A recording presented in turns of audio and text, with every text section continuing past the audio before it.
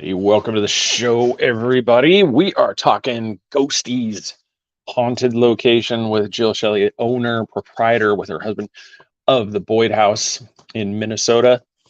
So we haven't talked a lot about haunted locations, so this is going to be a real fun one. The show is brought to you by ERT Radio. There is also advertising space upon the wall of somebody you're going to see here on the show, Chris. He's got this nice little space. If you guys want to see your logo there, just reach out. We'll put it on there. But we also need to get a nice sticker of this and put it on the wall behind him so you can see. So he's got that one. So, but my wife might be upset if he just slaps a sticker on the wall. So that may not go the best. Well, maybe one of those stickers. But listen to ERT Radio. Go to Mixler.com, set up an account, create there, so that way you can listen to not only our show, Into the Outer Realms, Uncensored with David and Maureen, and Dimensions of the Supernatural, along with Ron has got some music lineups and shows of his own. Where just check those out. Go to Mixler.com, subscribe to ERT Radio, ERRT Radio. And once again, we are going to be back. We're going to be talking the Boyd House with Jill Shelley, and that is going to be coming up right now. Welcome to the Three Beards Podcast. My name is Craig, along with Austin and Chris. Passed to a new generation of Americans born in this century.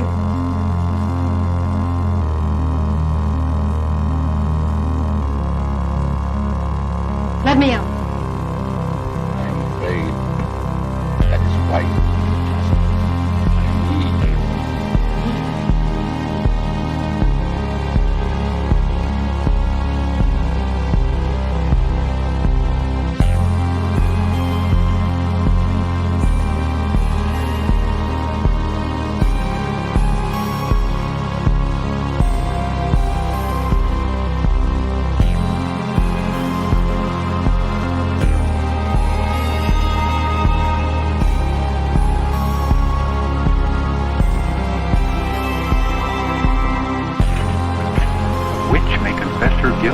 Then live to send the innocent to their death?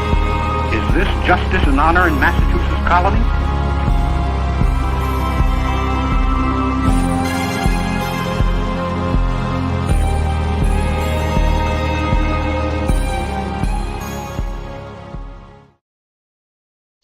All right, Brian and Chris are here. What's happening, gentlemen?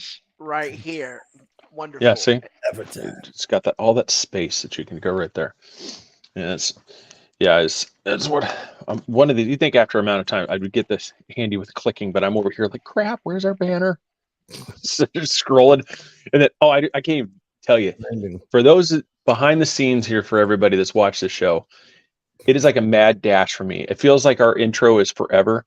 This feels like it's one of those rapid countdown clocks. I'm trying to share it to groups and do this of just clicking all these, share the thing. And I'm like running out of time. I get to like one of the last ones right as we have to go to show. So yeah, so I'm just like a mad. So Zuckerberg, for all your problems, could you make it a little easier to where we could just go click to groups? We don't have to do one at a time. It's like one at a time. They got rid of that feature. You used to be able to go and select everything you wanted to post to. And then they want you to spend as much time on there or really get frustrated. Yeah, it's what it is. It's like ease of life improvement right there. You could have just being, yeah. Well, I mean, if he doesn't do it, he can go suck a big bag of dicks. So sorry, Chris. Wow, if that's not an intro for our guest, here we go. We're going to bring her on right now. Jill Shelley, proprietor, like her husband of the Boyd House in a small little Southwest community, of Boyd in Minnesota. Do you guys live kind of in the same community, or is this just a property that you guys own, and then you guys live elsewhere? Yeah, we do. We live elsewhere. We ended up purchasing the Boyd House in 2018. So we don't live actually in the house or in the same town. But it was just something that I was looking forward to doing. Been an investigator all my life for about 10 years. always interested in the paranormal, but owning my own haunted location was a dream of mine. So in 2018, we were able to follow up with that.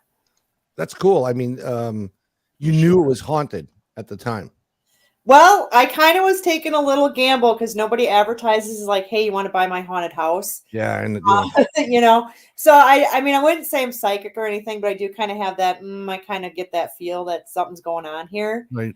So I kind of, with my realtor, she knew what I wanted, but I was in charge of finding what I was looking for. Did you tell her, like, listen, we're looking for a haunted property?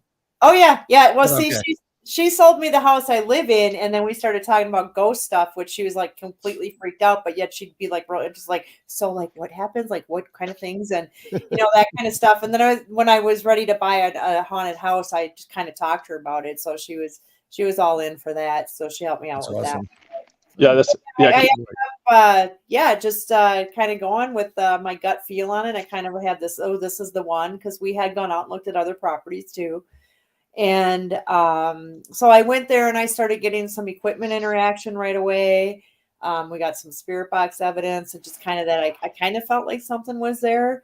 Especially the realtor was running late that day. We went to look at it. One of my teammates was with me, and we were sitting outside, and she just kind of was like, I kind of felt like something was staring at me, but I didn't want to say nothing. And then she said, "Hey, do you kind of feel like something's staring at us through the attic?" And I'm like, "Yep, exactly." So we kind of had that. So you're just like, well, should I spend money just on the few things I got? So I checked with a psychic that I really trust, and she told me a bunch of stuff about the house. And actually, as we did more investigation after I purchased it, pretty much everything she said was right on. And then then I thought, well, you know what? Let me just reach out to the previous owners and see if they, had they ever had something. And they were real hesitant to talk about it, but they did say that they always thought the house was real funny. They actually would hear old time music playing. One of their daughters actually had a lot of paranormal experiences, and we've had people in town come up and tell us, like, "Hey, when I was younger as a kid, I spent the night at this house, and something grabbed my feet." Here. Yeah, so kind of a long history, obviously, because the spirits that we do know that were there is from like 1912. So we have a lot of different spirits, but we do know in 1912 some of the spirits that stayed behind are from the Eckert family. So it's not like an Amityville horror where there's blood dripping from the walls. It's just no. That's a good thing. I'm not complaining. No, that's what I was going to say. Was you're talking about the realtor? That's why I'm like, that's got to be a crazy one. As a realtor, you're going around here, and it's like, I'm looking for a house where there was maybe possibly a murder, like what? No, like we're talking like lots. I mean, do you have anything like in the 5+ range of murders? Because I'm looking for something good. I did have the realtor too. She's like, "Oh, I found a house where somebody was murdered." So we went there. See, there we go. that's what I'm talking about. Is you just get these ways, like, you'll never believe this. What? Not only were they not worried about the fact somebody was murdered there, they wanted to know how bad. They wanted to know all the details. Where? Can you show me the exact location? So if I pull up the carpet, I can still see the stains. Ooh. Then you go to CSI and try to get the pictures. Like, "Hey, I bought this house. I'd love to see where the murder was. Can you show me the murder? Can we have the pictures so we can hang on the wall?" Yeah. We did. My buddy bought a place, and my wife went out with his wife to go get some stuff, and we were pulling up the carpet, and I said, hey, I'm gonna lie down here, and you just do a chalk outline around me. When she comes back, we'll go, "Look what we found," just to mess around with them. But he wouldn't do it. That would have been funny. I thought it would be hysterical. Yeah, that would just be. One would just be cool to just record, just to see the face on the realtor, just when you're asking these things, and just like, because I can get it when you're talking to the people, why they'd be hesitant, because most people would be like, as soon as you mention, "Yeah, it's haunted," "Nope, I'm out." They want nothing to do with it. Right. Where you're the other way around, like, "It's haunted." Ooh, nice. Yep, exactly. It's just, I want to see more. That's got to be one of those things where you're just like, we're never getting rid of this place. It's haunted. There's got to be like the haunted, like the market auction for real estate, some Remax type thing where you're just strictly that's what you solely do. You put in the search bar like murder, suicide. Yeah. satanic ritual. There's sticks in your neighborhood, you know. Oh God, can you imagine that populate? You just look at your neighborhood. You're like, you're like, honey, we're moving. Yes, So what are seriously. so what are some of the experience you've had there? I've been touched. I've heard audible voices. A lot of times, I had, which was kind of a negative one, but I think they were mad. Downstairs, the ghosts like to play cards and stuff. They actually play 21 with a K2 meter and stuff. So they like gambling, and I actually found out from one of the family members of the Eckharts that Minnie, the one who passed away there, she loved cards and loved to gamble. So I'm pretty sure that's her. But there was some money left on the table, like, dollar bill. So I just grabbed it and took it upstairs. I said, well, I'm taking this. And as I went to close the door, I heard audibly the word "you bitch." So I was like, they're pissed off that I took their money. And I've audibly heard kids. I've audibly heard women talking. My husband actually, so I'm kind of jealous because, I've been doing this for how many bazillion years of investigating. I've never actually seen a full body apparition. But he was coming into the house carrying some stuff, and he happened to look up on the stairwell, and he saw a woman with kind of, he said it was like my kind of hair, same color, everything. He thought for a split second that was like me, and then he kind of did a double take, and she was gone. So yeah, he got to see a full body apparition at the house, and we've had other people see shadow figures. I've heard footsteps. I've had equipment interactions, spirit box stuff, EVPs of exactly, I didn't hear them at the time, but just when they're actually interacting with you. So one of my favorite EVPs I ever captured in the house is I was just in there by myself and I was cleaning. And I'm always running a voice recorder, even if I'm not investigating. So I was just rambling on about my week. I'm like, oh, I'm going to a wedding. Have you ever been to a wedding? I was like nonstop chitter chatter. And so I kind of, with my voice, I kind of overstepped a little bit of what she said. But then when I paused, she said, I'm trying to sleep. So she was Wow. So here's this old woman trying to take a nap, and I'm in there just talking away, So that was one of my favorite EVPs that I've captured. Was it? Oh no, go ahead, Chris. My next response would have been like, "You want to play some cards?" I bet she would have got up then. She probably would have. Was it that what you just said with trying to sleep? Some of the residual energies from these things. That's what it makes me wonder, because a lot of people, they like to scream it's demonic activity. It's this is evil that's here that's doing this stuff. It could just be the old lady or the old guy is cranky as hell. They're trying to sleep. You've messed up the stuff that they built all those years they put around the house, and you've gotten rid of them, and they are just mad, and they see you as the person that screwed up their world, and so they're constantly kind of like you, in a way, kind of like Beetlejuice. It's like you keep going around, and it's like people keep moving your stuff. You're like, no, I wanted that picture there, and that's why they keep moving things. I've often wondered if that's what a majority of it is. It's just prior residents are not happy with the changes you've made, and you're getting ready to do the song, dance line, like Beetlejuice. I've always agreed with that same statement. When we used to, as our team used to go out and do private homes for people who had paranormal activity, that's what I told them. They're always like, "Oh, I think it's the devil," or I think, but like you said, it's mostly the crabby person that you're, if I had somebody like yapping behind me, I'd be like, ah. So it'd be kind of the same thing. And not to say there isn't demonic, because there is, but I feel that's a very small and very rare percentage that you're going to get that.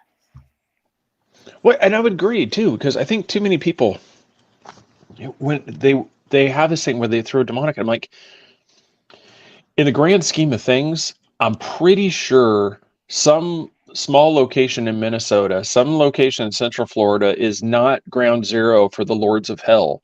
Yes. To start their mission against to this plane of existence. But there's so many people like, no, these are, I've got, asthma, I've got all these things, infesting my back room. I'm pretty sure you just have a cranky old codger who's not happy, that you got rid of his favorite ashtray. That's my That's my go-to. I'm Yeah. not thinking it's a spawn of Satan himself. Right. And I think though too, because I've heard some people say, "Oh, you have a portal at your house," but I hear that pretty much at any haunted location, like, "Oh, it's got a portal." But I kind of think that, I think a lot of it is a lot of the energy of because what is happening at that location. Like we are creating that energy for spirits to come and talk to us. We are opening an area for them to just come in. A lot of times, it could be just the energy like we have railroad tracks, and that's supposed to, put energy. And I notice a lot of haunted locations have railroad tracks. Some of them have lime. That's a real common thing that things have too.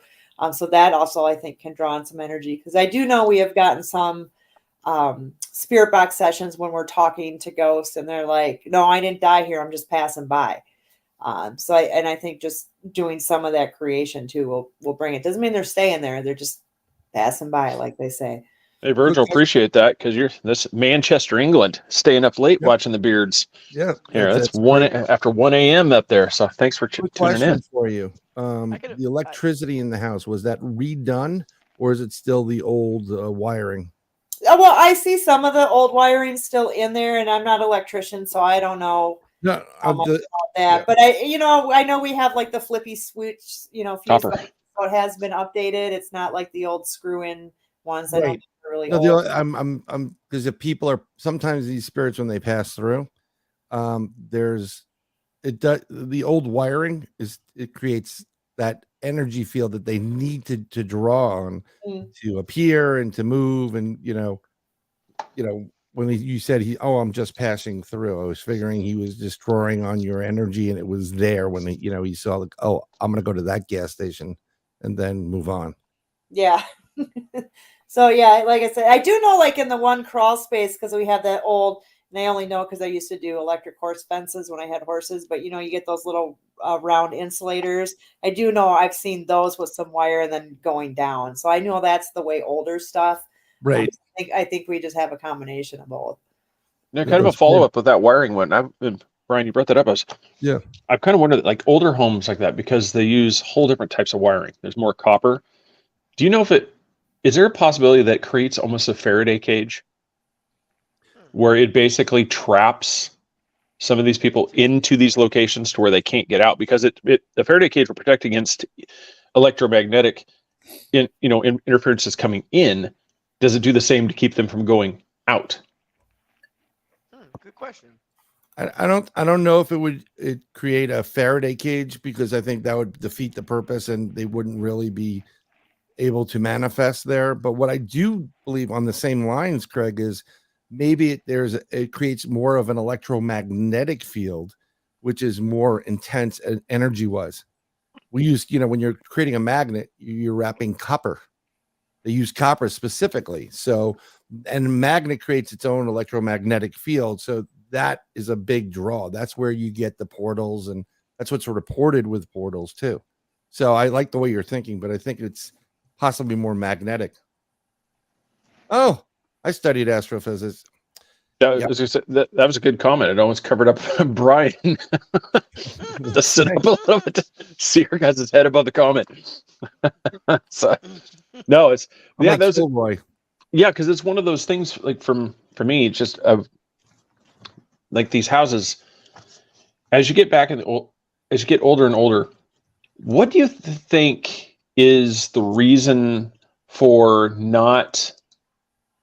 Where everybody it seems like I think one of the most people say is the Victorian era. That seems to be almost like a demarcation line, that we're really not getting a lot of people prior to that coming through, that because most people see like the top hats, they see the Victorian look that's in these ghosts, but we're not seeing much prior to that. Do you, what is it, do you think? Is it just over time the residual just gets too faint that we're not even picking it up, that our knowledge of that doesn't allow us to pick up these things now like we could if we progressed a little further in this investigation? Have you found anything like that through your research? Yeah, that's an interesting point. I hadn't really looked at it that way. But you're right. Like a lot of them seem to be from the 1900s, 1800s. is what you're seeing. I wonder if Mhm. that's kind of what we're looking for. But I have actually dealt with spirits who are more recent, within the last, 15, 20 years, dealt with that kind of spirits as well. And I wonder if just maybe we get that mindset of that's who we're looking for, the old guy from the 1900s in this location. It's not going to be, somebody who died down the road who was 30 or, something like that too. But I think it's just all in what you're looking for and where you're going with it. Well, and to Ryan's saying real quick, if the ghost haunts my home, he is be ready to pay half the bills. They are. You can rent the house for I believe it's $200 for a night to go in there. $200 a night. It's a good deal. It's a steal. Yeah, it's a steal, folks. So in that instance, the ghost would be paying their way. Yeah. So. But that would be great. A strict disclaimer: we're not reimbursing you if you get scared out of your crap. So you either stay. Yeah. I mean, I can only No imagine. refunds. I can only imagine staying in a haunted house start to go through the night, and the ghosts just really don't like you, and it just wreaks havoc on you, and you're like, well, I guess I'll grab my blanket and I'll go home. Get out. Sorry. Well, Chris, I'm not going to go into too much details, but based off that photo you shared from a couple of nights ago, that ghost would literally have to drag you by the ankles and pull you out of the house for you to even notice that you're being haunted. That was for anybody that doesn't, like I said, I'm not going to go into the whole thing, but he basically, there was a video, like it was taken of it, but he's passed out, just like bent over in half right on top of the bed. Yeah. And so, yeah. We could star that special image. If the first 4 people send 100 stars, I'll direct inbox you it. It's hilarious. It's Chris at his rarest moment. You'll never see this one again, dude. Yeah. I woke up, Brian, off the subject a little bit. My tippy toes were killing me. I couldn't figure out why. What's going on? I was on my toes for I don't know. See, but it's a classic, but that's where it would never work. People, it's really funny. People who are intoxicated, like drunk, people who pass out drunk or whatever, whenever they come into like a situation, like a haunting or whatever, they're so gone that the ghosts are like, oh, forget it. He's not going to get it. It's just not going to work. And he was just out. It was great. I'll use that Beetlejuice thing all the time, and just be like, they're over there with their book trying to do the faces thing, and Chris is just non-responsive. That nothing's working. I still say $200 a night, folks. At this, I mean, first of all, it's in beautiful Minnesota. Okay, Boyd, Minnesota. As long as you don't come in the winter, then it's not so beautiful. You get a whole nother look, and that's what I said. That's look at that. It's a whole house. Why not take the kids out for a vacation? Yeah. I mean, what a great way to get your kids to stay in line. Here's some. Yeah, here's some of the rooms. Period piece home. See, this always has the way that's. It's almost like the way the White House is, where it has like the green room. It has where they just have the different colors. Now, was that original? And did you just keep it? Have you just kept it that way? Oh gosh, no. We brought everything back to the 1900s. So like that room there, the library that you just showed, the red room, that actually used to be like peach, and it had a bunch of shelves in it, and yeah. And that room was completely green with like weird tigers on it. So we did the old different Victorian wallpaper and stuff. And actually what I thought was funny with that is I was talking to a psychic who absolutely knew nothing about me or my house. Don't go forward, Craig. I just said, can you give me a read on my house? And he was talking about the wallpapering, and he just said, and again, he knew nothing about me or the house, anything I've done about it. He said, yeah, somebody wallpapered in there and really didn't know what they were doing. And the ghost thought that was hilarious. So he had no idea that we have never wallpapered a day in our life. There was a lot of arguing, a lot of not so good things going on while we were wallpapering, but we got it done. So he just showed the attic photo. I think it's the attic photo. Yeah, that's up in the attic. My money is on that room being the best place for like a major encounter.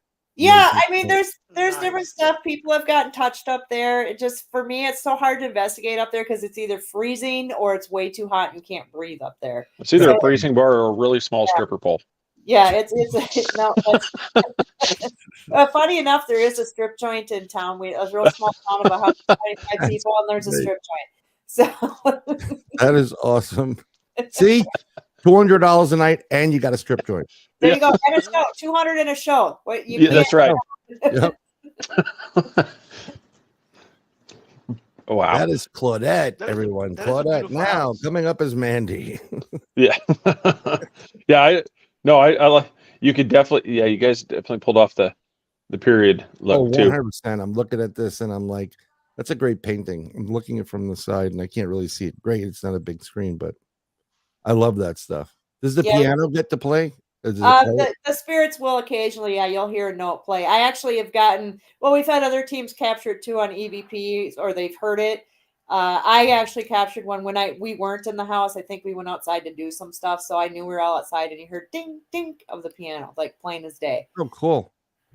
I would be playing some kind of music from that turn of period, through like a Sonos or whatever. Yeah, they do really like the music. And then my husband plays it, but it's so out of tune, so it doesn't,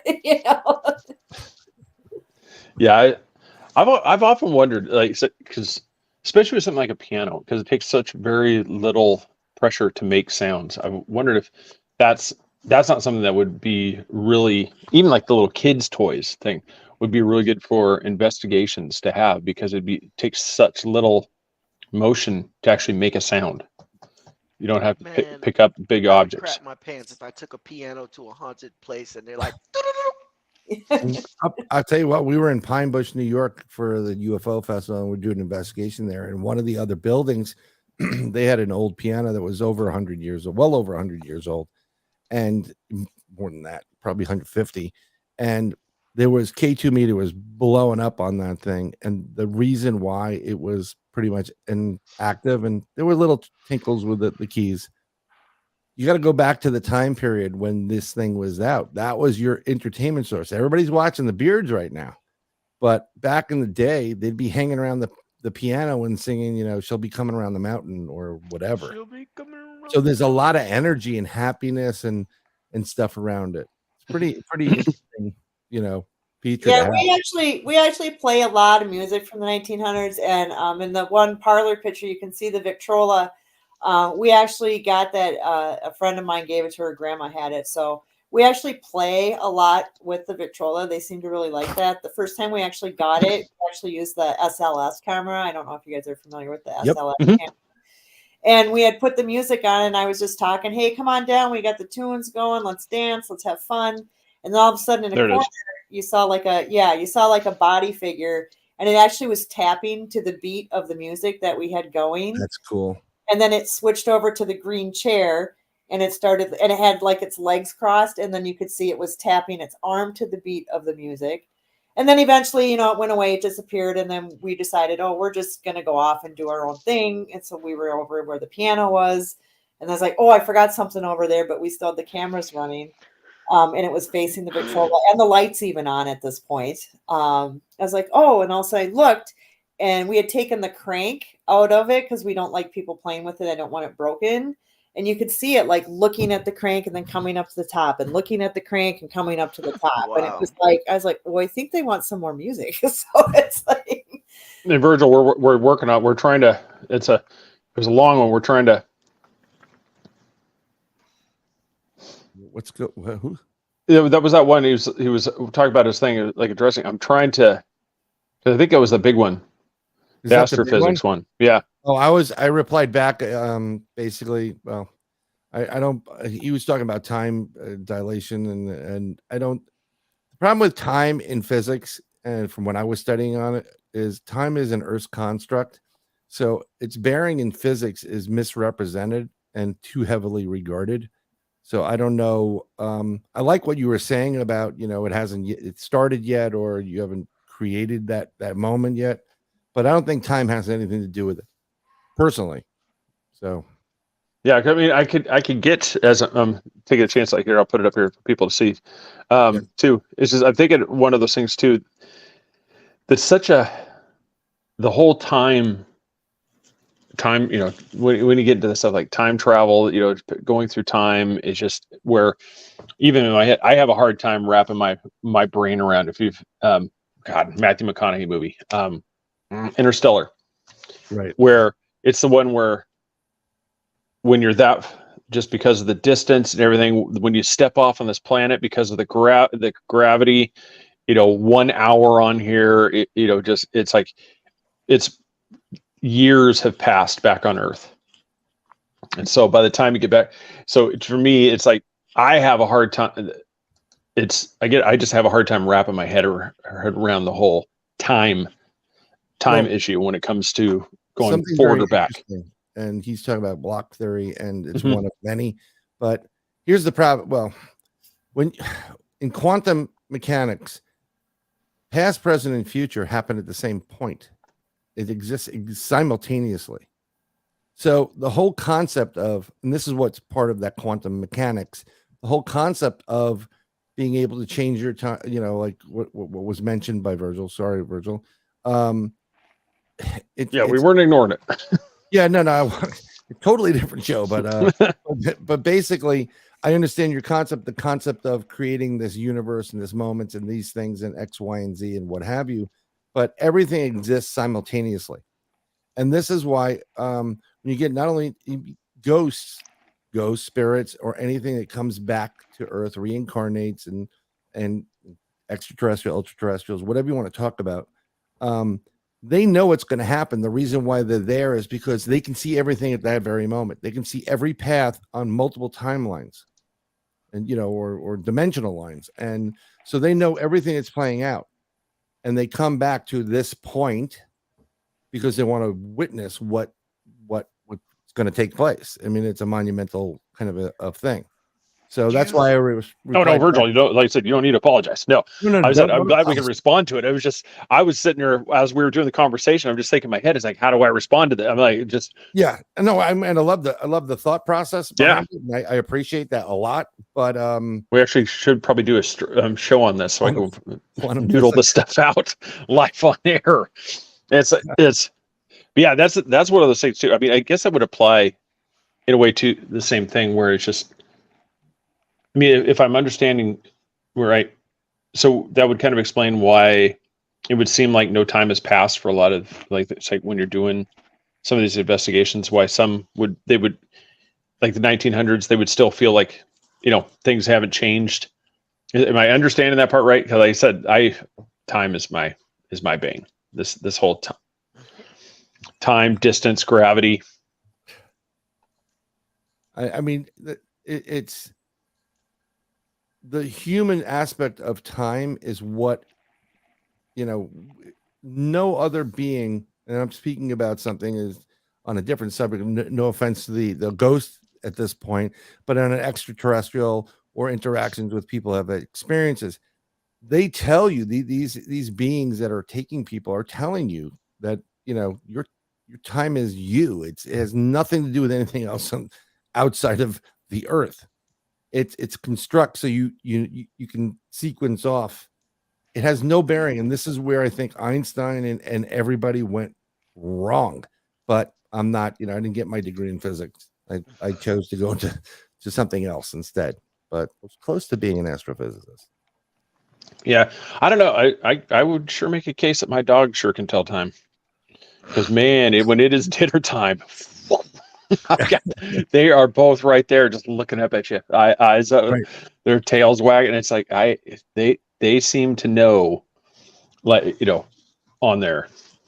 We can get into the allegory of the cave next too. Well, we'll change that up. We're not going there. Sorry. Yeah. So it's with the house. I was some of the things I was wanting to especially with you guys get to. It's like, what would you say?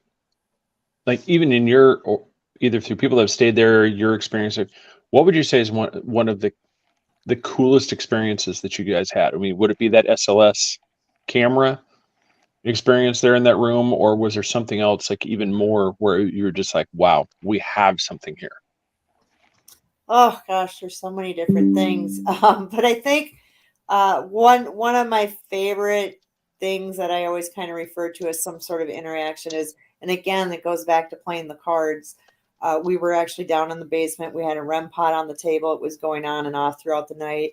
I had kind of set up a poker game, and I had brought in these old vintage, coins from the 1800s, 1900s, gold coins. I threw them on, so they were the grand prize. I would keep coming down and shuffling the cards and just, rambling on poker jargon, aces are wild, whatever.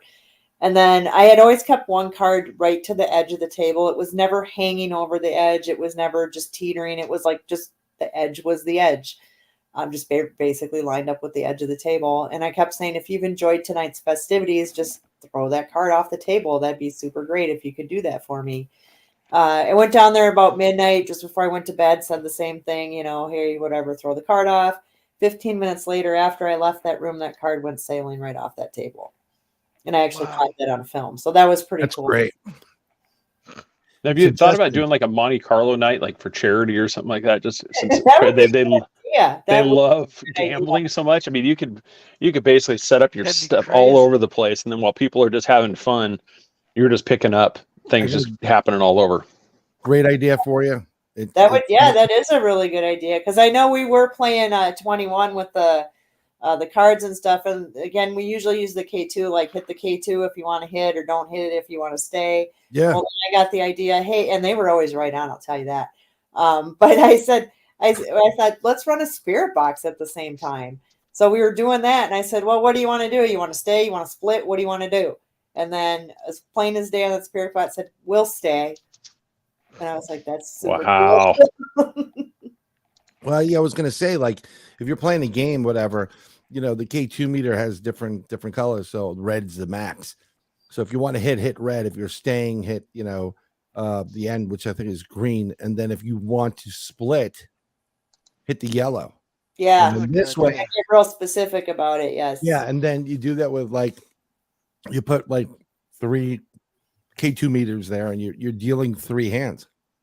That would be interesting, because that alone, if you got that on film, in my opinion, would be probably some of the most incredible evidence that you do have a haunting, and it's an intelligent haunting. And that would be it. I would love to see that. I'm gonna do that, but I'm gonna mix it up a little and use a REM pod as well, and say the REM pod is for this, the K2 is for this, and this one's for this. So then you have all 3 different kinds of equipment. Right, but if you use just a K2, because there's so many different things, it's kind of like the ones, it's like, I get the whole REM pod thing. Yeah. But if you put one to the right on, one to the right, one in the middle, and one to the left, now all you need is the K2 meters. And then that's when you start dealing the cards. Boom, boom, boom. Okay, flip it over. You're up first. What do you want? You want to hit? You want to stick? Yeah. That's good. Yeah. And then Alan's like, if you get touched, you get a free tequila shot. And I'm like, you just need to make sure you set parameters that it's only from ghosts. And then when that's done, when you get that done, then you throw the REM pod in there and you say, okay, if you want a drink, have this thing go off. Who wants a drink? Who's buying around? If you're buying around for the house, light it up, and then whatever. That would be cool. Yeah, I actually had that on the spirit box one time too. I said, I was asking what kind of drink do you want? And then repeat it back. Well, do you have a drink? And it was like, so that was. I'm not saying it wouldn't be fun. I'm just saying liability. You'd have to make sure that the touching was restricted solely to the ghosts. Yeah. Yeah. I'm going to try that K2 thing. If it works, I'm going to send you the video. Yeah, that would be fantastic.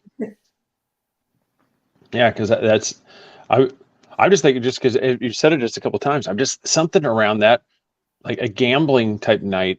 Everybody would have fun. That would be high. Yeah. And you could, like you said, through a combination thing, you could probably get some really cool evidence. Oh yeah, I totally would. Yeah. Is that in your listing for people who want to come to the haunted? Just you're saying that they play love poker with the ghost. Play poker with the ghost. Is that part of your listing? No, it's not in there. But if people do some of the Googles and stuff, or just look at some of the videos people put out or I've put out, you'll see a lot of video of people playing cards with the spirits. So that's just kind of, I think people see that and then they go to replicate it and they get stuff with it too. So I already see the scene right now. it's the house, whatever this, you hear screaming, yay, he won, whatever. The next scene is like Billy Bob going to the strip bar. What's wrong, Billy Bob? I lost all my money to a ghost over in that house.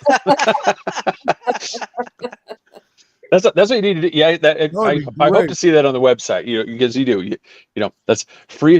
That's an idea just for you. Like play poker with poker with a ghost. It's whatever you want to do. Play cards with the ghost. Just do something. Just put on there. It's money.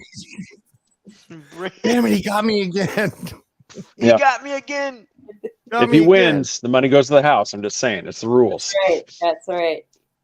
Yeah, as of right now, we got the old antique poker chips, and then we actually made some cards with the Eckhart family on it. So that's what we got. Cool. That's like really respectful. Like we're honoring you, for being here in your own home. That would be great. Yeah, we bring them a lot of gifts, but we also, like I said, a lot of things are antique stuff. And then I did find out like a lot of stuff from their grandson about his grandparents, like how they had the house, things that were in the house, things that they did. So it kind of helped me establish a little bit, I think, more of a rapport with the spirits as well. So, so you had him over to the house? I have, yes. He's actually been over a couple of times. Actually, when people are out investigating, he's I think he's like 80, almost 80 years old now, maybe a little older than that. Wow. So he goes for a walk every day, and if it's wintertime, he'll just get in his car and drive around for the day just to get out. But if he sees any of the paranormal people out on the deck or outside, he'll stop and talk to them. So and then if they want him, sometimes he'll just come in and just kind of check things out and stuff. He totally is a non-believer of ghosts. He doesn't believe anything with it. He just, if you tell him anything, he's like, so he doesn't. Yeah. It's not, he's a total non-believer in it. But I think he just likes going through the house as memory, just kind of as a kid and stuff. So it was good to talk to him and get to know some of the stories that you're never going to find in a book. Like things they had for Sunday dinner and. Just certain things that happened in that home. And we didn't know, like Fred Eckhart really loved the Life magazines, and they had a smoking stand. So we went out and bought Life magazines from 1930, 1940. We got the smoking stand for them. So just, we just try to do things for them. I think they appreciate it. Here's another experiment for you. You should have him come over to the house, and I'm sure he must have had dinner in that house numerous times and had a favorite, right? And have him come over and say, like when he comes over, what's your favorite food? Get that food and see if he can ask the ghost, can you make some of that for your grandson and see if he smells it. Oh yeah, that's a good idea. That's a good one. And then he becomes a believer. Yes. Oh my God, that smells just like my grandmother's, chicken pot pie. Oh Lord. Yeah. That's a cool little thing. Does he stay in the neighborhood or close by? Yeah, he just lives down the street. So yeah, he always grew up in the town and never really left. He was in the Army a little bit and then came back. So yeah. I wonder, does his house have any spirits? Since he doesn't believe, I wonder, do they have his house? Because it's all tied with the same family. I wonder, does his house have any spirits?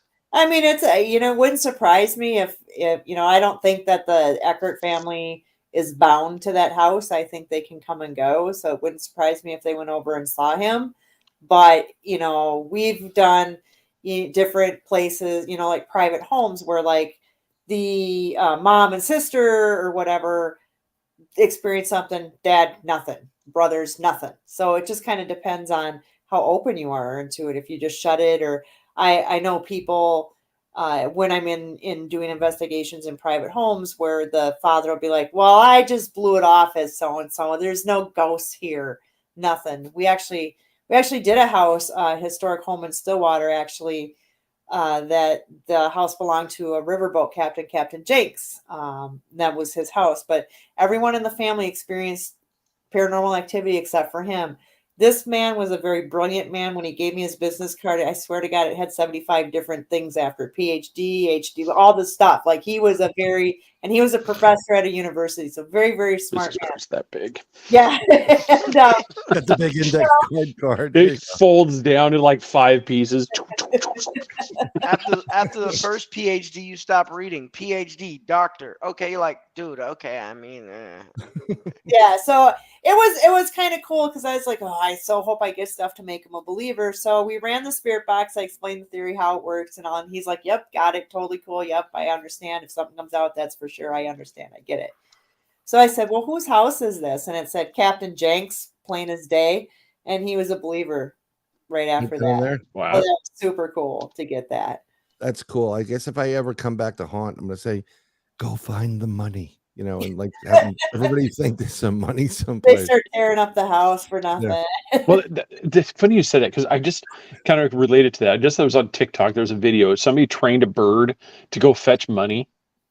Oh, that's and so cool. it would actually fly out of the rank, go find something. Because who's going to think you got something going wrong? You're sitting there on the table getting ready to pay. A bird flops down, steals a 20, and flies off. You're like, oh, wow, that sucked. Meanwhile, there's somebody in the house that's got this drawer full of cash.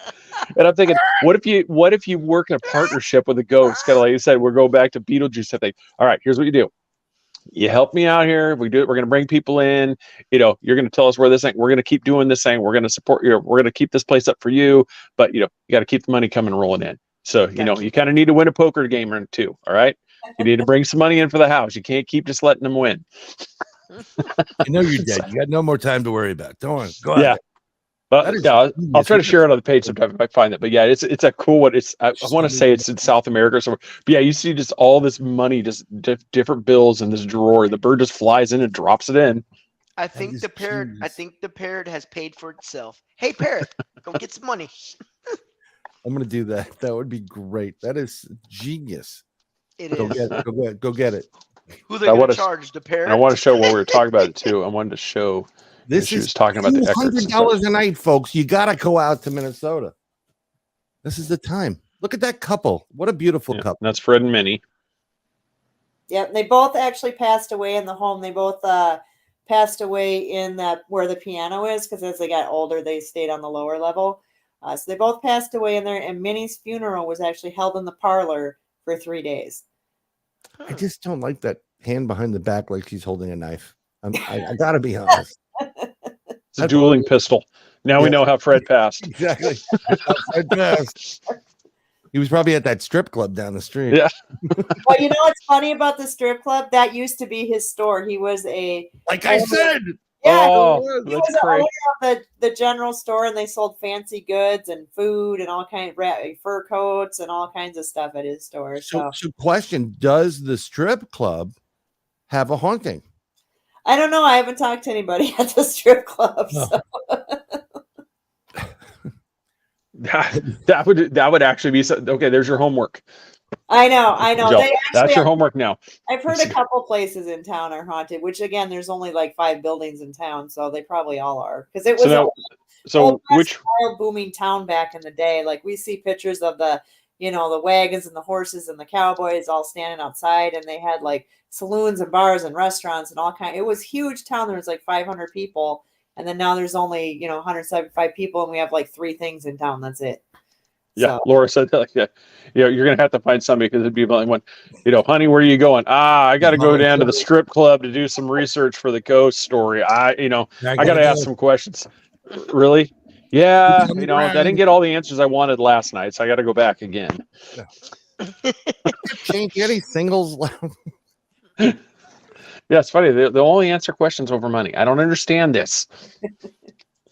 Yeah, that would be something too. That's a really great point. I mean, what are the chances that would actually be the thing too, where it's kind of like it's both locations.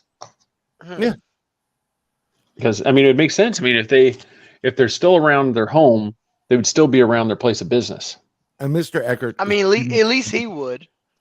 Well, now he definitely would be at work. Like, wow, this was not where I left it, but this is not yeah. For the music. So I read it for the articles. Yes. Oh my God. Yeah. That's crazy. Let me see what we got here. I mean, like seriously, $200 a night. You can't beat that. That's You can't. I mean, come on, look, you get the whole house. Yeah, and we let you have it from 3 p.m. till the noon the next day. So you get some time to come in, get your gear set up, get some dinner, investigate, catch some sleep before you got to go home. So, and we have snacks, people like that. Oh, that's cool. I'm just I want to see some pictures. I mean, I'm hoping that you guys end up doing something like that with a Monte Carlo night. I think that would be fantastic. That is a great idea. We'll have to get something into play about that. Virgil, that's awesome. That's How many funny. bedrooms are there? We actually have, well, we turned one into a library, so technically you would have three. But so we have the master bedroom, then we have the library, then we have what we call the girls' room, and then there's one that's kind of like a enclosed front porch, like an upper porch enclosed, and we made that into the boys' room because when we got there, we had a lot of childlike activity, and it was blue, so I just kind of felt like it was the boys' room. So we kind of made a boys girls room kind of thing. So This is great. Here's your marketing. You rent the house for $200 a night. You get two other friends to come, charge them $100 each. You're making $200 on it. Right? Yep. Yep. And then I said then you could use that 100 to play poker with the house ghost. there you go. That's You what I'm got to talking come up with some vending style to where you put the money in, the chips fall out, and then you can play with the ghost. That way, it's just it's not the honor system. Yeah, there you go. The only way, yeah, that's the only way. Just so you have people like, no, I smoked that ghost. Man, he's terrible at poker. I'm back at this vending machine again. The ghost got my money again. And what happens if More you chips. draw the dead man's hand while you're playing poker with a ghost? about. Just out of curiosity. I don't know. It's never happened. That's for all those people. You can people that don't know that you can look that up. Dead man's hand. New dealer, everybody. Yeah. You may not see her, but new dealer. No, I think it would just be fantastic. I mean, do you guys book a lot of nights? I mean, is just one of those things, or is it just slowly gaining popularity and you guys are getting more and more interest as it goes on? Yeah, we started out real slow, and then COVID hit, and that kind of put a damper on things and stuff. But we're really starting to pick up now. We've been doing a lot of conventions that we've been going to. Again, doing podcasts and things like that. Probably this summer we're pretty busy. They can check our website out. That has the dates available. So we still have quite a few summer openings, and fall is starting to get some inquiries. We tend to winter, surprisingly, because Minnesota, it can be really brutal, super cold, a lot of snow, because it's very rural and out there. Sometimes the roads get shut down in the winter and stuff. But surprisingly, winter is super busy. And I think it could be because we do have heat, and that some place for somebody to go. What's the closest airport to you all?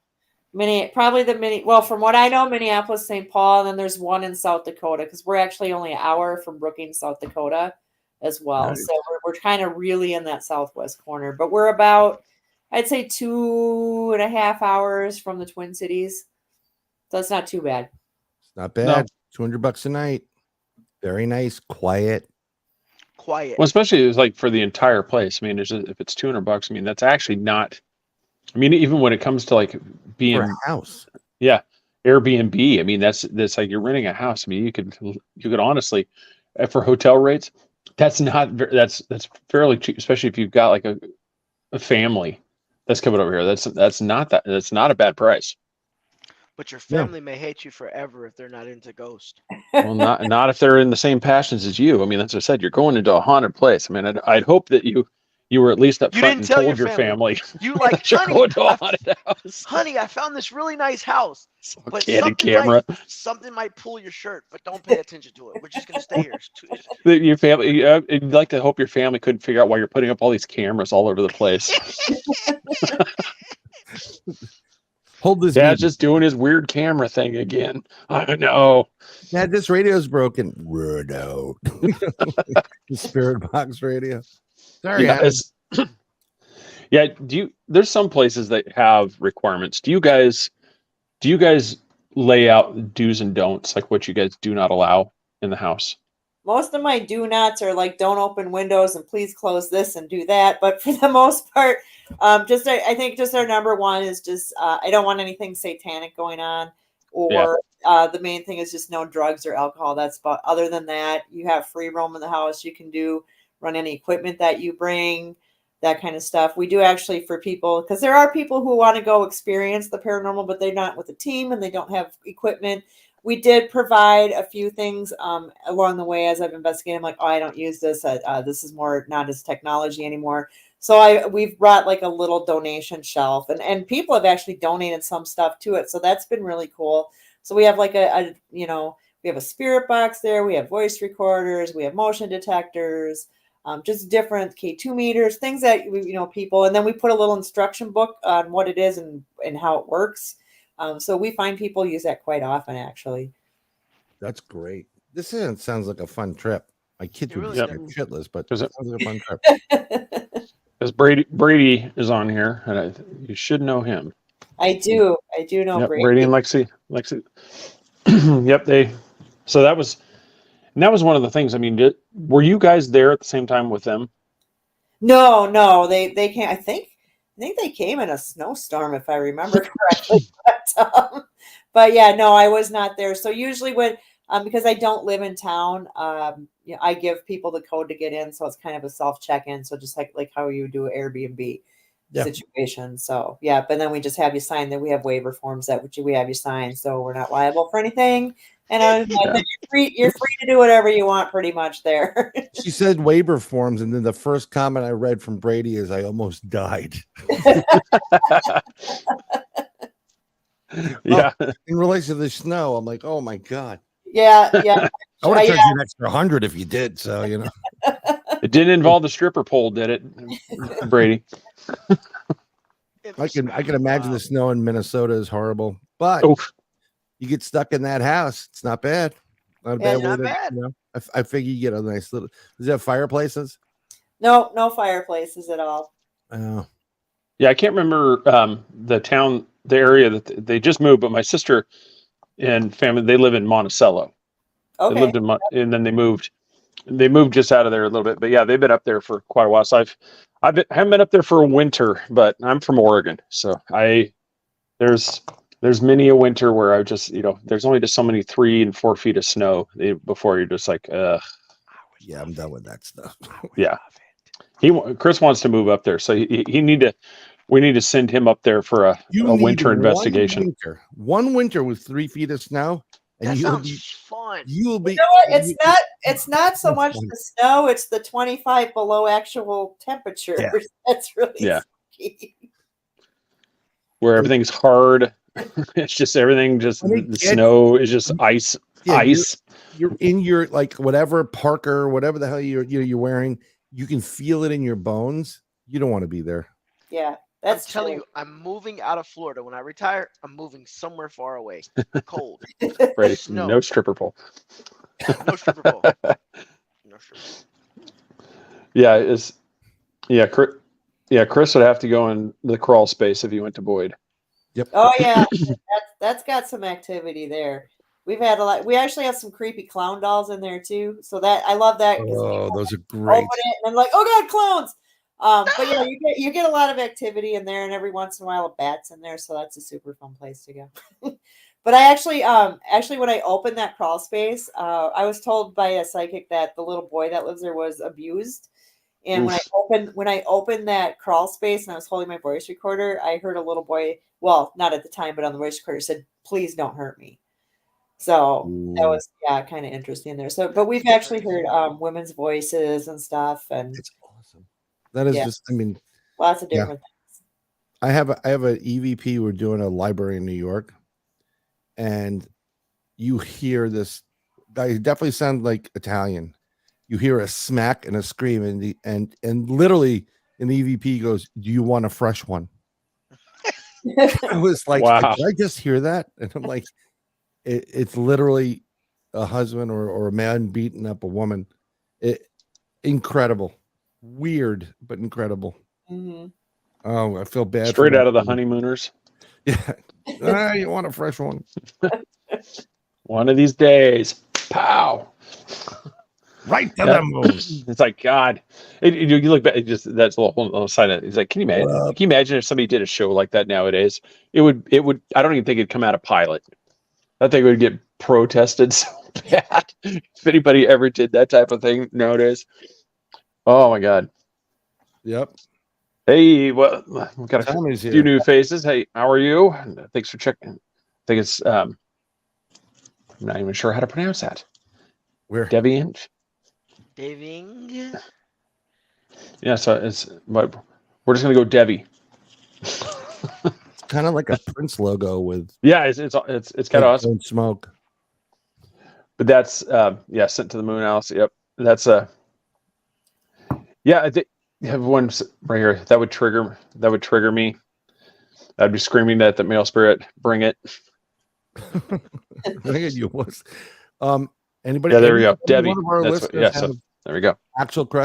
Are there any more questions, maybe from the listeners that we didn't cover that they want to ask our lovely guest, Jill?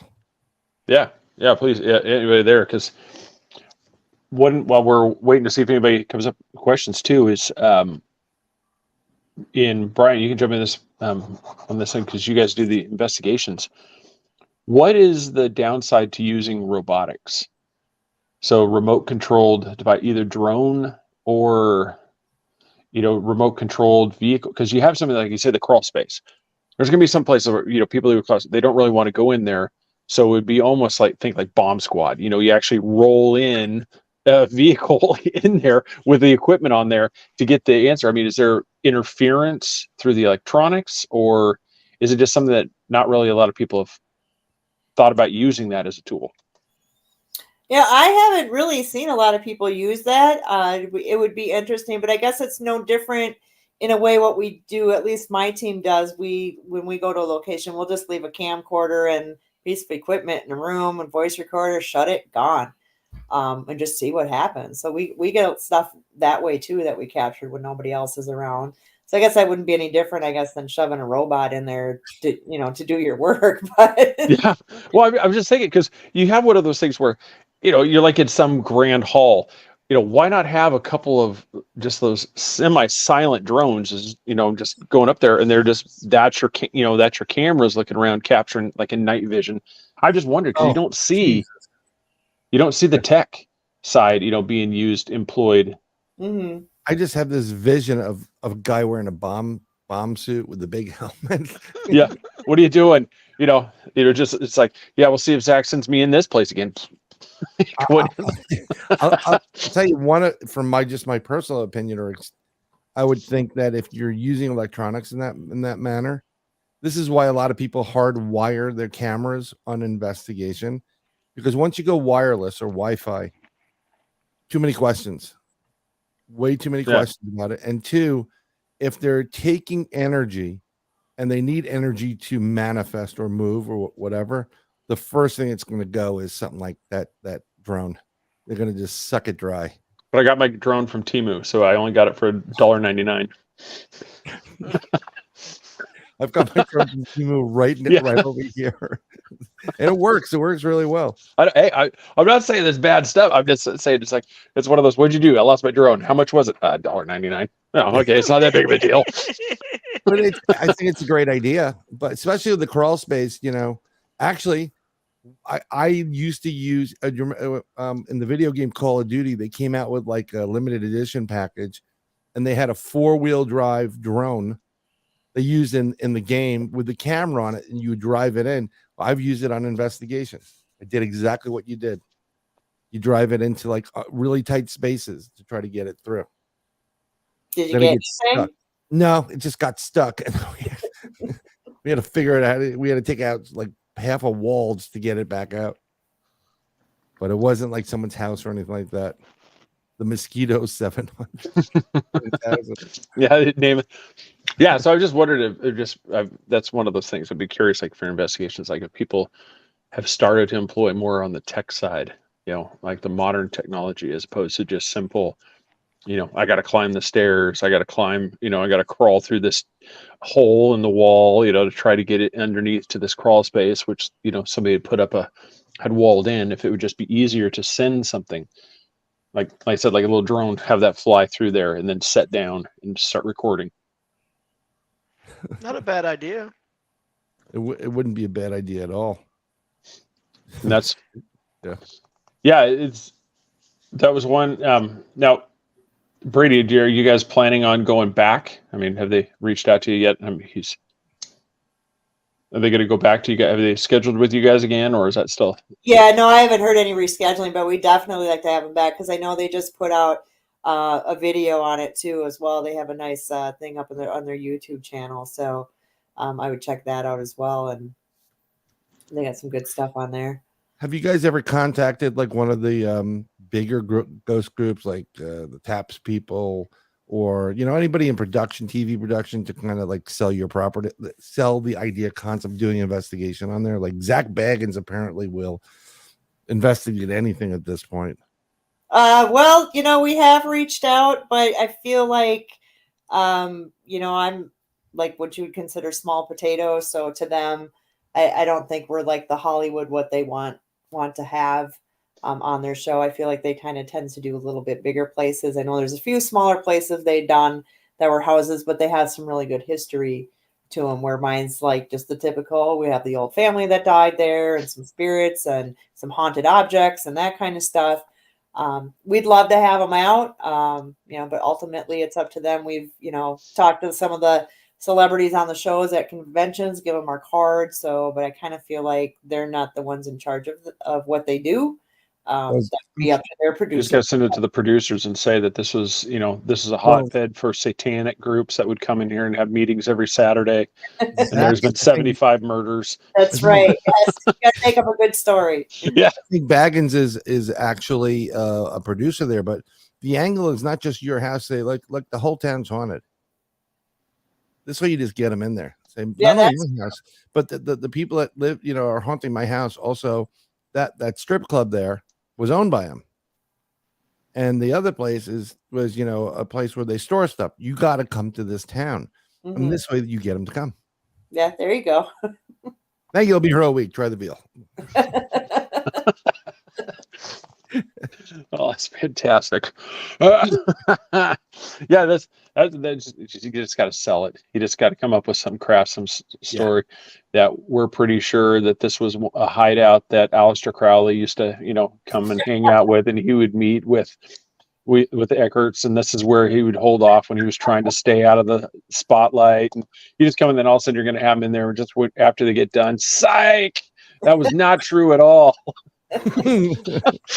And now we're posted up here, investigated by Ghost Image. We used you for a change. Ha!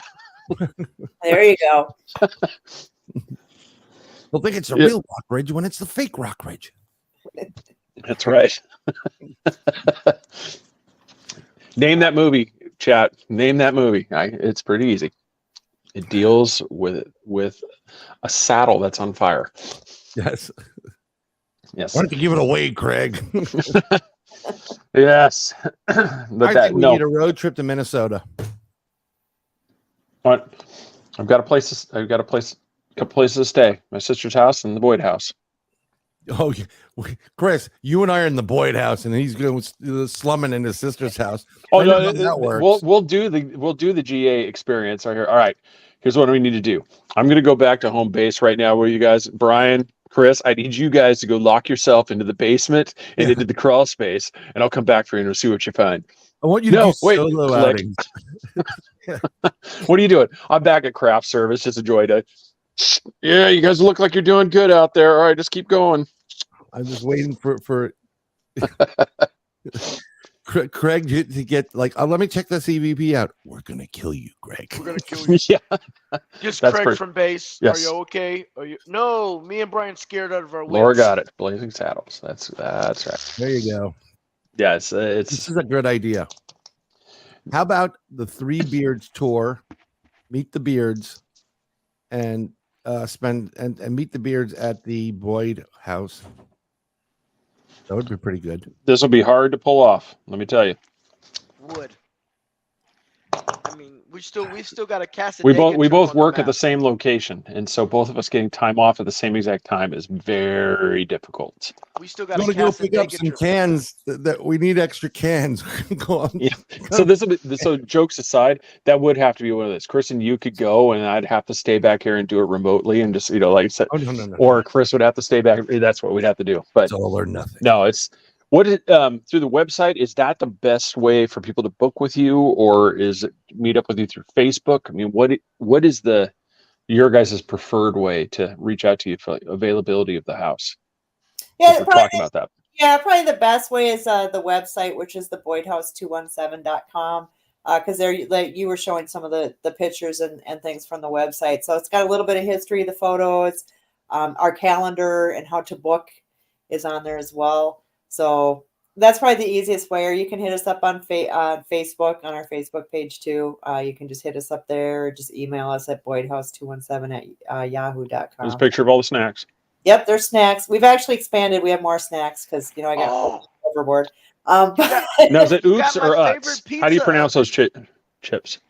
I think I just call them Utzes. I don't know if that's Okay, what that's usually what I've called them. So yeah. That pizza oven is amazing. That's one of the kitchen utensils there. Yep, we got a pizza pizzazz, for people if they want to, because there's really nothing to eat in town. Like there is a cafe, but it's got really weird hours. So of course, when my guests are there, they're not open. You can go there for breakfast; they'll be open for sure, but dinner, nothing. I love the 50s dining table too. And I would have loved to do the kitchen back in the old days, but I am not touching that tile. So I just left it as a 50s style for the kitchen. Yeah. That's awesome. That's awesome. And they got the pizza machine. Come on. There's a calendar there, what's available, and then you just shoot us the email to request a day. So So yep, just right there, and it shows. You ever thought about getting on Airbnb or Room? I thought about it, but then it kind of looked a little too confusing with like cleaning fees and stuff like that. So I don't know how I would incorporate that. Because it's a little bit different than doing I know when you go to like Airbnbs, they don't expect you to kind of sort of clean up after yourself and take the trash out, which is what we require at our house because I'm not there every day. Right. So I don't know how I would be able to really accommodate with that one. Because just a little advice, I think you could actually raise your fee, because if you go to like Airbnb, they have unique places that rent out for astronomical amount. Like you could rent a tent in somebody's backyard with like a log cabin in somebody's backyard, and they're paying a lot. So they have like a unique space setting inside. It's a category, yeah. It's a category, and basically all you probably would have to do is hire like a maid service. I don't know if the town's so small. Stripper, maid service, stripper. Go down to the local strip club and be like, "Hey, look, I'll pay you to clean up after the guests." But no, I'm serious. You should really look into that because they got some really unique places on Airbnb. Yeah, I'll look into that. The opinions voiced by Three Boyd Cats not necessarily, reflect the owners of the Boyd House in Minnesota. Jill Shelley does not, this is purely our commentary and our commentary alone. It is not reflective of Jill Shelley or the Boyd House in Minnesota. There we go. There's your disclaimer. So we're not saying that you have stripper cleaning service. And we have someone in the chat that is willing to interview the strippers. Oh my God. So what do you do? We want her to have fun, but we also want her to want to come back. So we got to try not to make it too bad here. I think this is fantastic. I mean, it's really, in this day and age, it's priced perfectly, and you're gonna get like dinner and a show. A good you can't show. go wrong. I think this is great. Oh. Self-deprecating humor. It never fails. I can't help myself, and I apologize to Jill. That's right. It's really good. Like I said, it's one of the, but definitely, hopefully this reached out to people, through Brady and Lexi Rue, through their investigation they put in there, you guys coming on the show here too. It's just, I hope it gets the thing out there for you guys to, have a few more people to go, because I said, your price is fantastic. Oh yeah. I mean, and that's I like to keep it affordable for people. I'm not in it to make like a ton of money or anything. Of course, everybody wants a little bit of money, but honestly, most of the money that we do get from the house actually goes to renovations and upkeep and all that kind of stuff. So without people coming, the house would just I'm always doing something. There's always something to fix, A, because it's old, and B, there's always other different renovations that I'd like to do to bring it back to the 1900s. So we'd like to kind of make it almost a little museum-y like too, because we've got a lot of family history things and pictures and photos and stuff of the family and just history of the town, all kinds of things. And actually one of the benches that we have in there was original to the house back in the 1900s. So the city town had it, and they contacted us to buy it back because they didn't want it anymore. So that was kind of cool to get that. nice. Yeah, that's awesome. Like I said, it really looks like it would be if I do get the stripper museum. I couldn't help myself. Yeah, we're gonna end up. This is gonna end up being one of those things. What's Boyd, Minnesota known for? Apparently strippers. There's a stripper museum and it's haunted. It doesn't, Jill. The bottom line is, doesn't matter how they make the money, whether it's a haunted stripper museum or a haunted house. That's As long right. as it start coming in. Yeah, it's And you have one of the midget stripper poles up in the attic. So I mean, it works. Yeah, there you go. Play Maniac when you get through the door. Okay, wow, I'm gonna date myself. yeah. So hopefully, like I said, hopefully something comes of it. But I mean, if that does work out, I mean, I really hope that you guys could end up doing some like fundraising thing during that time. Something like that works out, because I feel like, especially since that seems to be something that the activity really peaks when that activity, like through, again, no pun intended, through the gambling side, that would be something to really embrace and actually go off of because that seems to be something that apparently the residual residents of that location seem to really enjoy. Oh yeah. And so That's definitely something I'm going to look into. We have talked about doing some events and stuff. Just a lot of us right now don't have the time to do that. I'm hoping next year is going to open up a little bit better for us, as one of our teammates will be finishing up school and graduating. So she's like our best team member, as far as being able to communicate and speak with ghosts and things. So we want to do a little bit more, and throwing in that casino night would be a really good thing to do. I can't help myself. Yeah, it's like a Sally Struthers type, really just late night thing. Yeah, exactly. With a simple cup of coffee, you can help support a Boyd, Minnesota stripper. Yes. Terrible. Terrible. So from where that town is, how close is it to? And I don't take this wrong, with another town where there's a little bit more stuff, or maybe tourists.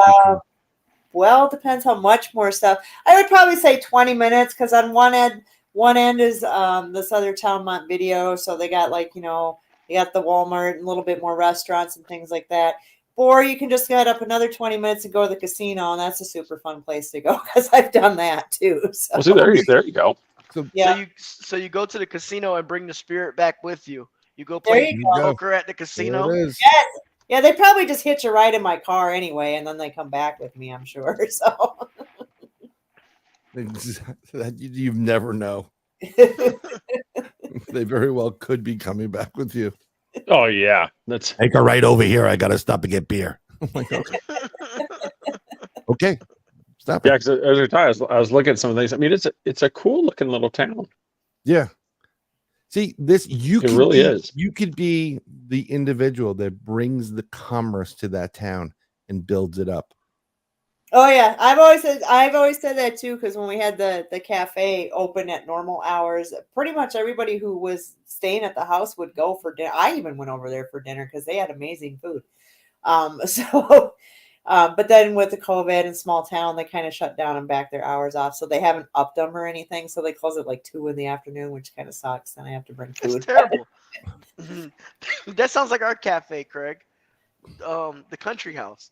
They're not open for dinner. They're open for breakfast and lunch, and then they close. Yep, and they close. Yep. I don't know how people do this. Yeah, that's one of those. Yes, Yeah. King, she has. What was that? I'm just responding to King. You asked if she had a medium. Medium to do reading. That was one of the other things too. It's what I've suggested that to a few people. Like they have like where there's like mystery ones, and I've always thought it's like, have you ever thought about having a medium, somebody who's psychic coming through, and also bringing a forensic artist? Not the forensic artist. I have thought about the medium and stuff. I just have to. There are a couple that I truly trust and would really love to have at the house. So when we do decide to start doing something, definitely want, because I love, even when people who come for investigations, sometimes some of them will bring a psychic, some of them are psychic. It's just really kind of cool to those are like my favorite ones to hear from and see kind of what the psychics pick up, because some of them some of them have been really like spot on, like things that they say that are things that probably I only kind of know. It gets not out in the general public, and they start saying things like that. So that's really impressive for me when I hear stuff like that. But I love seeing anything people get. So, not everybody sends me stuff, unfortunately. So we do have a guest book that a lot of people write their experiences in. So that's fun to read. And then also I just every once in a while I cruise through YouTube and just Google myself and see if anything up, and I'll find videos and stuff. So that's really cool to see. Another idea for you to probably bring people to come in closer. They used to I know places that are just as not as large as your house actually, but so this would perfectly do like a murder mystery thing with a small group of people for dinner, and some of the participants are actually actors, and you do like a murder mystery thing there. And of course you rent out 3 rooms and 3 people are staying there, of course, and they go through the make it into like a murder mystery for them.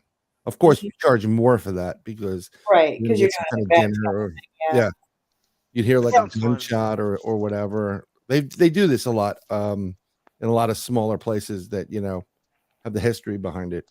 Wondering what the ghost would feel about that. Yeah. Yeah, because that was the thing, just like with forensic art, because then you could have an idea what the kid looks like. That would be cool. And that's where I suggested with the Greater Boston Paranormal Associates. That's where I had mentioned that because they're doing the stuff on the USS Salem, the ship. They had their thing, and that's why I had mentioned to Dawn, those guys too. It's just about, have you guys ever thought about bringing on somebody like the forensic art to where the medium could be saying, okay, this is what I see. This is the hairstyle. This is the face. They could do it, and then you could have something. And then if you actually took that picture, put it up there, then during the investigations, you'd be like, whoever is this you? And see if you get that response, like, oh my God, this is me. That is me. And that's so I wondered about that, because Laura, the clue game would be fun there too. Yeah. I think it was Brian in the green room with the lead pipe. We're not talking about my lead pipe right now.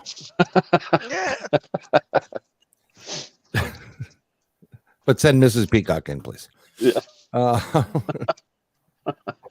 Terrible. It's terrible. Funny as hell. Terrible. Yes. So, but no, everybody. By the way, Jill, I do stuff like this on investigations. Drives a lot of the people I go investigations with nuts. Like, we're trying to be serious here. I'm like, so am I. No, you gotta have fun. We're not all serious. Actually, one of these days I'm gonna be making a blooper show of all the weird, goofy stuff that we do on the side. So that people can see. But you gotta have fun. So we're always joking around, we're laughing, but we're serious when we need to be. Yep. I like to play pranks on my teammates. Like if I know, like we've been in a building where if you ring the bell, the whole building goes off. So I've done that, and I watched them jump on film. So that's always fun to do. Hide behind things, shut doors on them. It's hilarious. We even done stuff where like they were upstairs and downstairs, and then we'd start knocking, and we could hear them go, "Oh my God, is that a knock?" And like we're just like trying to, so yeah, good times. Well, and that's the thing. I think there's some people that take it too seriously. And it's like you have to, because it's one of those things. It's like you've got to have fun. You got to you kind of got to be in the moment. I mean, because it's one of those things. Being the fact that there's no manual on how to do this, you go. I think there's too many people that come in like with that clinical things. Like we got to do this, we got to do this. You got to set these things. It's just what are the? I think the people that are more carefree.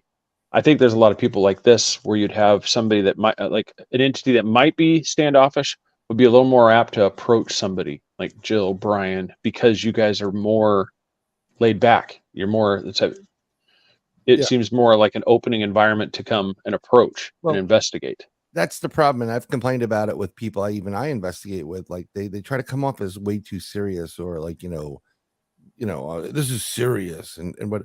No, life is not always serious. When you go to a party, for example, you go someplace, is it the serious person you want to talk to? The guy that comes in, hey, what's up, everybody? Craig there, yeah. They want to go with the guy that's having fun because life is too hard.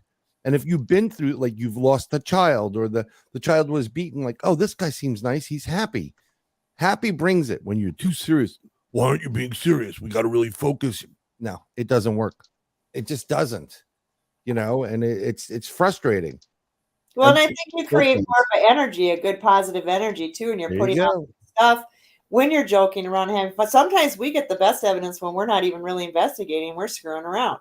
So, we get that, and we've even with kids, like we get down on the floor, we play games, we run around, we sing, we dance, we've dressed up as nuns, we've dressed up as all kinds of stuff.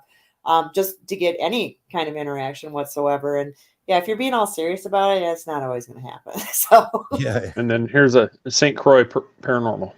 Yep, that's us. Yeah. So then you can look it up here on Facebook just like this, and then you can take your little cursor over here and go click. We'd Hold on, let's find like, out. Let's find out if you're really a Minnesotan. What's on top of the house right there? Right there. What goes on the top of the house? That's where up here in the corner. It goes through and has, it covers the house. What's that called? You're from Minnesota. Is it a roof? Or I was going to say, yeah, I would call it a roof. Ah, okay. Well, darn it. Were you wanting to say roof? Roof. Well, yes. Got it stuck in a wood chipper. I don't know. It's I've heard it both ways. Like I said, I think, when I don't usually say like the proper, that is my roof. A lot of times I'll say that's the roof. That's the roof. Yeah, is what but that's, I don't know. That might be the Oregonian. Before all you crazy people out there were watching DIYs and stuff, I was watching on public TV Home Time with Dean Johnson and Joanne Liebler, and they were out of Minnesota, and everything was roof. And it was, you get the little nuances all over. So, yeah, I'm old school, watching OP, public broadcasting, and I can't even think of the name of the show now, but it was that guy where he would do the woodworking. No, it wasn't. Oh yeah, he was the woodworking one, so he'd always go in there and he'd set his little wood burning stove, get the heat going, and then he'd be over there and like hand and do it all hand work and all the.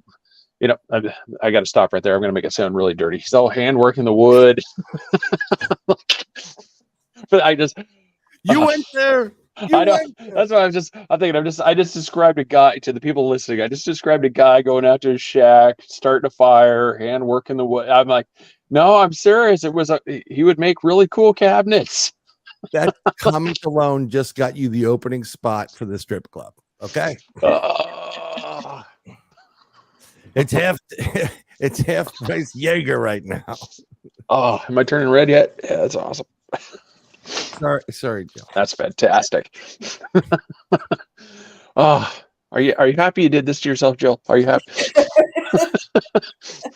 Oh, it's been great. It's been great. That's good. Yeah, Ron, extra sponsorship. Your suggestion. One time coming up, like in a couple of months, 6 months, whatever. Why don't you do? We'll have you back on. And maybe a couple other your in the St. Croix paranormal people to come to the house, and we'll do a live stream of you doing a live investigation. What do you think about that? Yeah, that'd be fun. That'd be cool. Wouldn't that be cool, Craig? Yeah, we definitely, because we'd said. I mean, it's one of I know like the daytime investigations. Sometimes can have different experience, but I don't see a problem why we couldn't do that for a show too, where that would be really cool to have, just like a live. Just we go live. You guys are there, and you guys are going around, That'd be amazing. and then we can just do it like ESPN reporters. Yeah, And now they're getting ready to climb the stairs right now. We're going to be able to find out if they're. Do you think that they're going to see something? We're going to find out right after this break. And then we'll just run some little thing as you climb stairs. This little spot was brought to you by Earth Radio. Earth Radio. Go to mixer.com. And we need to go back to the action here. It looks like Jill has just discovered something underneath the ottoman.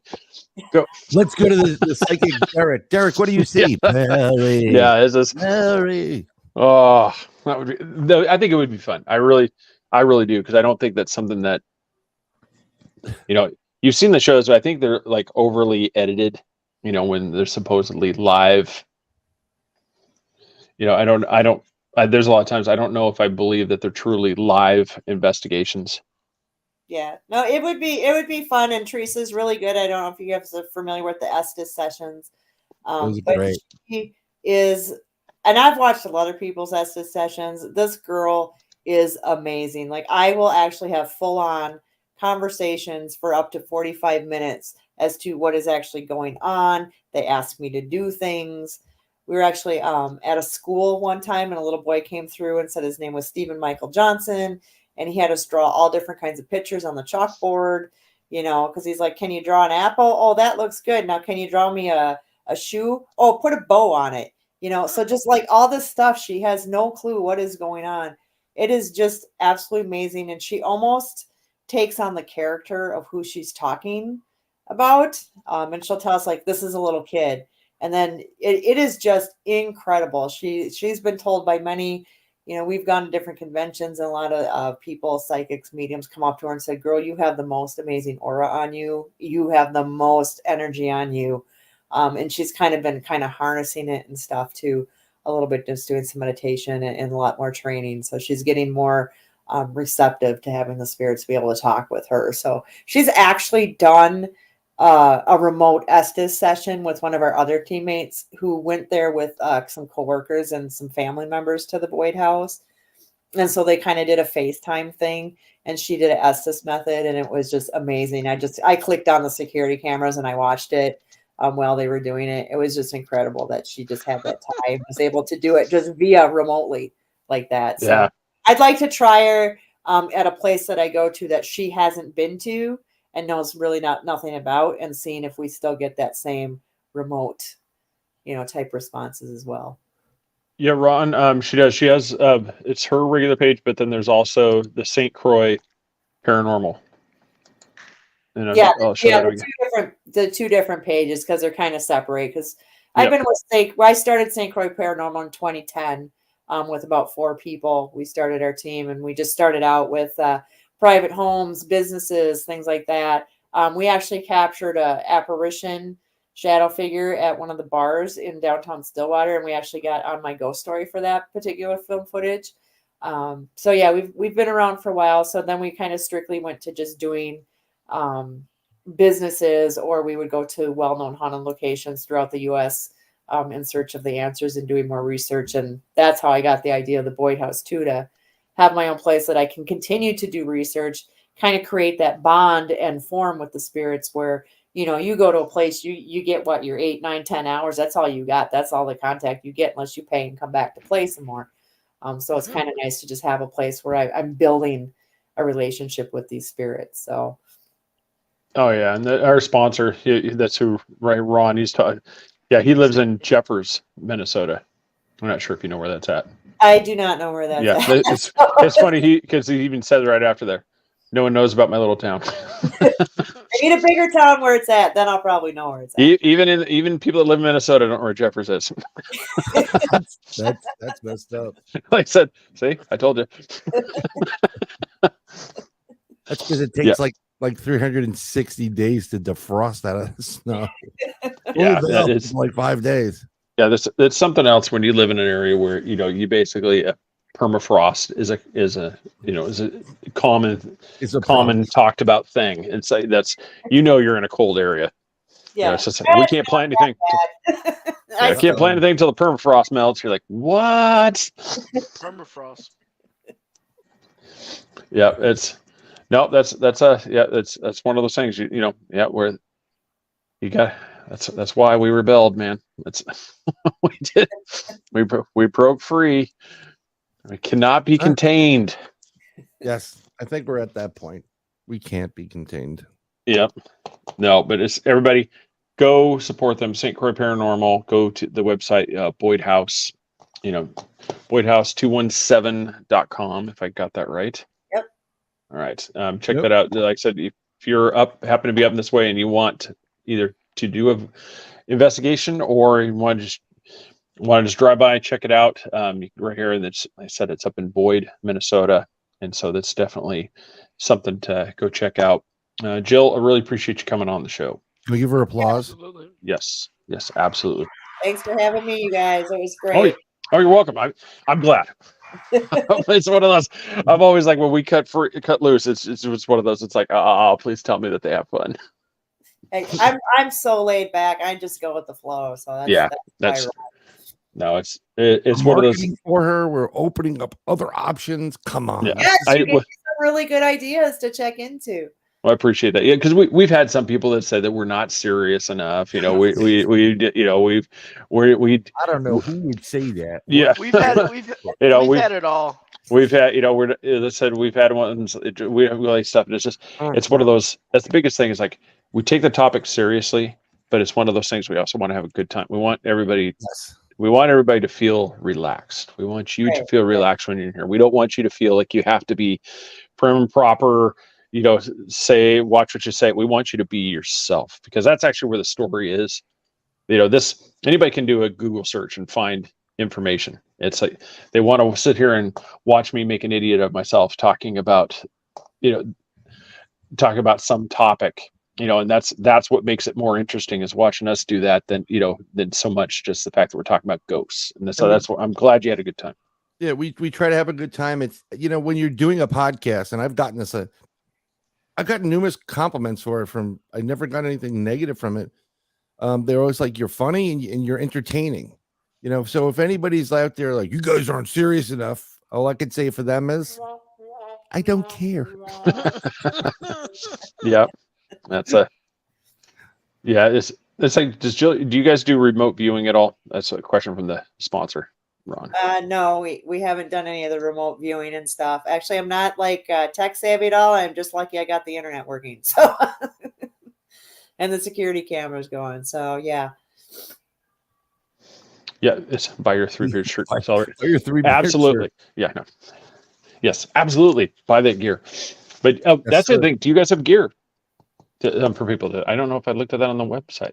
No, we don't. I've actually recently started having some people ask about, because I do wear a T-shirt with our logo on it when we do conventions. I've actually had a couple people inquire if we do that. So we're probably going to work on that here shortly, on getting some T-shirts available at least. Well, it's one place because people can find us is on redbubble.com. Yep. You can find there. What's really easy to do. One of the reasons why we went with them, it's a drop ship company, so you don't have to buy stock. All you have to do is simply upload your logo on everything. So there's several different sites that do this. We went with Redbubble on this one, but yeah, all you do is you upload your logo.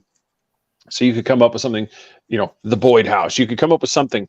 Is you put those logos up there. You pick which merchandise that you want on basically your storefront, and then people just simply you put it up on your website. Put it on something. Just go to our gear store.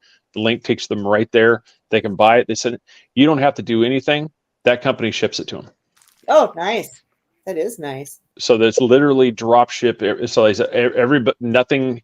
All you'll do is you'll get a notice that say like you sold a sticker, and then once you reach $1 total, then they send the money to you, or after a certain time they send you whatever's there, if you don't reach that total yet. But it's just for like small operations like us, for you guys. It makes it, because who wants to end up with 2 boxes of small T-shirts that nobody buys, or for some reason you get the larges that nobody wants, and you end up with this. Like Brian might know this. I'll tell you why. I'll tell you why. We do printing. That's my business, branding and printing and all that other stuff. And first, there's more profit in it if you do it yourself. And second of all, most people won't do this, but my minimum, and my partner hates me when I do it, is 24 pieces.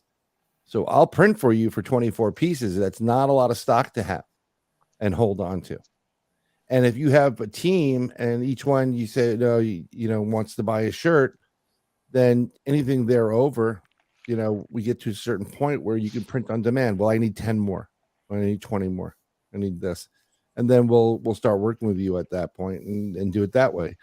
Redbubble is nice. I mean, I bought the shirt quality is incredible. I love the shirt quality. Reminds me of a higher end, which we can get to. But your blank, you're going to be paying too much for the blank before you get to make a profit on it. Mm-hmm. So it's you know, whatever makes it easier for you. You know, if you want to set it and forget it, it's either go with somebody who can print on demand or go with the Redbubble. But if you really want to make something from it and you have a lot of people buying your swag, I rather, instead of spending like, well, anything over $13 is my profit, I rather get, you know, I'd rather make as much money as possible, and depending on how much. That was kind of our thing, is like, as we grow, if we get to the point where we're starting to see like a lot of stuff coming through, then I definitely, I would definitely, you know, we might talk to somebody that's in the bottom square, you know, about doing that, you know, do the shirts. It's like, but right now, you know, we might sell a shirt here, or we might sell a sticker there. And it's one of those things, like, we look, it's like, okay, we could spend a couple $100 having merchandise in one of our garages, you know, you know, going on you know, getting the lizards or, you know, whatever snake that, you know, in Florida that happens to be hanging on it, you know, it's like, you know, brush it off so we can put it in a bag. But it's so much easier just for us to just, while we're working, just look at the notification. Yeah, we sold a sticker. Woo! You know, then we're like, okay, yeah, there's it's like, then we go back to our busy lives. And so that's kind of why we did that one. But yeah, check that out. I mean, if you're going to sell a lot of shirts, talk to the man below you. Definitely will. Yes, that's like I said, help him out at the same time. But if, like I said, if you think you might sell one or two here and there, you know, drop ship company just makes it super easy for you, because there's nothing that you or your team has to even deal with. You just suddenly you'll get an email notification saying you sold a shirt. Yeah. Cool. That's it. Yeah. So, and this has been Business 101 with Three Beards Talk. And join us next week where we talk about the ins and outs of stock purchases. I'm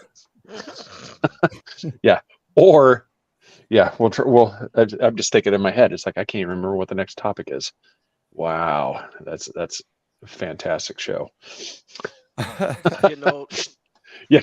Getting old. Yeah. That is quite possibly true. But yeah, just once again, everybody, please just go support them. Jill, thank you so much for coming on the show. I said it was. Appreciate you. Yeah, it was very much real pleasure. And like I said, I'm glad you had a good time. That's the most important part. Yeah, it was great, you guys. I appreciate it. All right, having me out.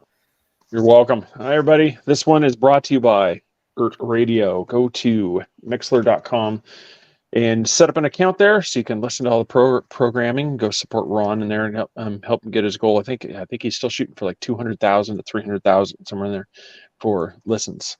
And somewhere I think he's approaching on 100,000 listens already. So that's definitely something that can be done there. Really appreciate everybody tuning in. You know, check us out on social media. We are on every major one. TikTok, YouTube, Facebook, obviously, because you're here. And we got Twitter, Instagram. We have those two things. We have Three Beards Podcast and the Beard Vault. And MySpace? No. MySpace, Tom has not approved our page yet. Damn it. So we've no MySpace. And then we do have, like I said, we have TikTok. We occasionally put up a video on there. We need to get a lot better about that. We need to actually start going live on that as well. You just check us out on all those. Thank you guys for the support with the stars and buying merchandise from it, you know, and also those being a subscriber. Like, share, follow the show, share it out, you know, every week. Bring a friend, find a friend, bring a friend, you know, and make sure that friend has signed up at Mixler.com and following ERT Radio. That is a must. And Ron says he's at 93,000. So there we go. 93K. Help him Yep. get So to he's 100. So help him get there. But definitely everybody do that. So we will see everybody on the next one. What does everybody want to see? Do you want to see the cows or you want the lightning? What do you want? What do you want for the extra? I don't really care. It's free for all day. Take it away, Fred. All right. Since nobody's gonna do it, we're gonna do the lightning. Good night.